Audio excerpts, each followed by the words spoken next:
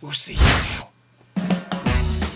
Not only are your forks the last thing you'll ever see when you go over the bars falling off on a steep descent, but they're also key to keeping control of your steering, which is why you need to learn how to set them up properly. And in the next 2.5 minutes, I'm going to tell you exactly how to set your suspension forks up correctly. And the first thing we're going to do is set up the sag, which allows the fork to track through holes as well as go over bumps. And we're going to set it up using a shock pump.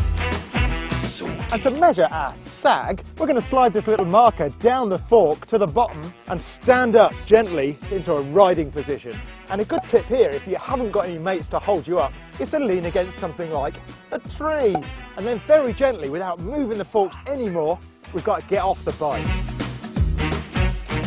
And now, without any weight on the bike at all, I can see exactly how much sag I've got on the forks.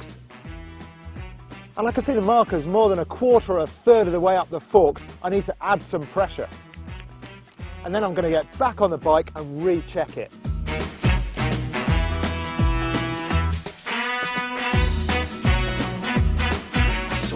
And now with our sag all set up, it's time to look at the rebound damping, which is how fast our fork goes back to the ground after going over a bump. And we're going to set up the rebound damping with this little knob here.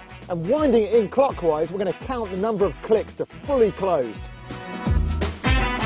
16. And then unwind it fully. And then we're going to go in about 1/3 of that way, round about 5-ish. And about 1/3 of the way in is a really good starting point. It's somewhere between having good control and riding a ruddy great big pogo stick.